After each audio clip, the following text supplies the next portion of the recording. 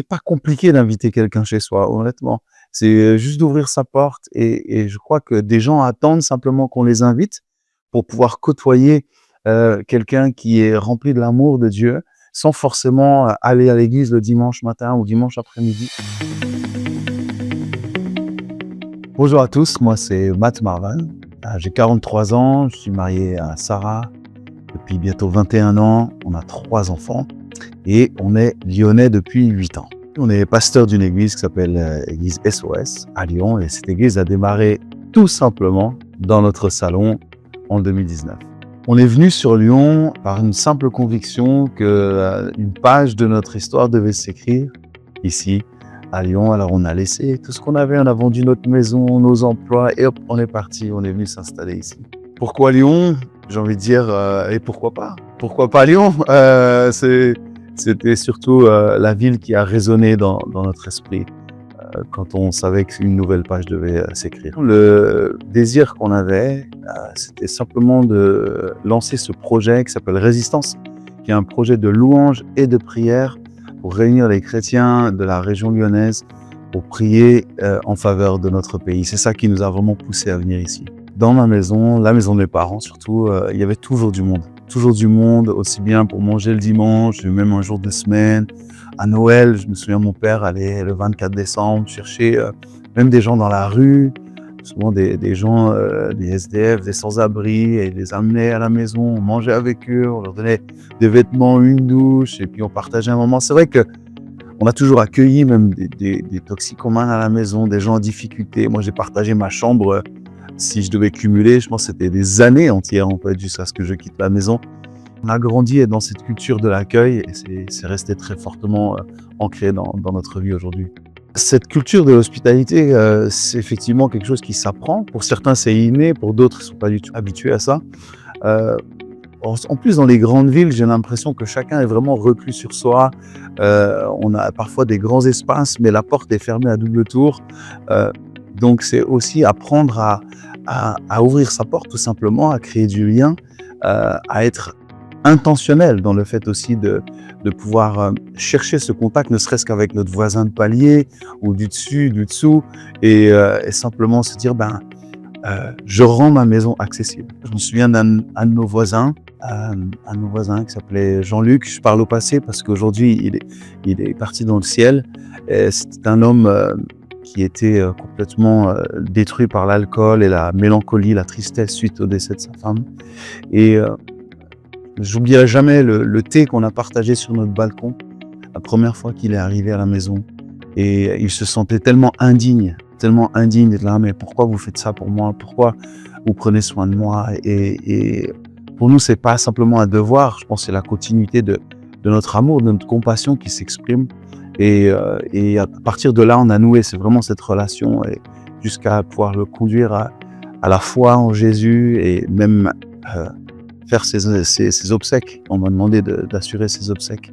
Et ça a été une joie de l'accompagner jusqu'au bout. Et ça a commencé par un thé à la maison, tout simplement. Un outil qu'on a tous à la maison, auquel on ne pense pas toujours, mais un outil extrêmement puissant pour partager l'évangile, c'est la table. On a tous une table, qu'elle soit ronde, carrée, en marbre ou en bois ou en formica pour les plus anciens. On a tous une table. Et quand on regarde à l'évangile, on voit que Jésus a passé énormément de temps autour de la table. Il a même été critiqué pour avoir partagé la table avec certaines personnes qui étaient à l'époque infréquentables. Et cependant, même quand il est entré chez Zachée, cette phrase qu'il a dit, « Le salut est entré dans ta maison, Zachée ». Et il s'est assis à côté de lui, il a mangé avec lui, et là, la vie de Zachée a changé à ce moment-là. Et je crois qu'aujourd'hui, si on réalise que la maison qu'on a et la table qu'on a, en fait, peut être un outil, et de le voir comme un outil, surtout dans notre culture où on aime manger, on aime se retrouver autour de la table, c'est le meilleur endroit pour simplement accueillir quelqu'un, lui montrer qu'elle a de la valeur, qu'elle compte et qu'elle est précieuse pour nous. Je crois que c'est l'outil le plus puissant qu'on ait aujourd'hui dans notre culture et dans notre société. C'est pas compliqué d'inviter quelqu'un chez soi, honnêtement. C'est juste d'ouvrir sa porte et je crois que des gens attendent simplement qu'on les invite pour pouvoir côtoyer quelqu'un qui est rempli de l'amour de Dieu sans forcément aller à l'église le dimanche matin ou dimanche après-midi. Je pense que c'est déjà une première passerelle qui est accessible à tout le monde, qu'on soit étudiant ou homme d'affaires. On a tous une table chez nous. Et à nous d'en faire un outil puissant pour pouvoir témoigner de l'amour de Christ. On a habité jusqu'à encore quelques semaines, on a habité dans un immeuble de 9 étages. On a passé tellement de temps avec nos voisins à les inviter. Et le voisin du 3e étage, je me souviens très bien, on l'a simplement invité à manger un jour et partager. Et puis son cœur s'est vraiment ouvert. Il a voulu savoir un peu plus sur qui on était, pourquoi on faisait ce qu'on faisait, pourquoi j'étais pasteur, pourquoi avec mon épouse on avait lancé tout ça. Et tout ça a suscité l'intérêt. Ça a pris quelques semaines, quelques mois, jusqu'au jour où il nous a dit, vous savez, la Bible que vous m'avez offerte, je la lis.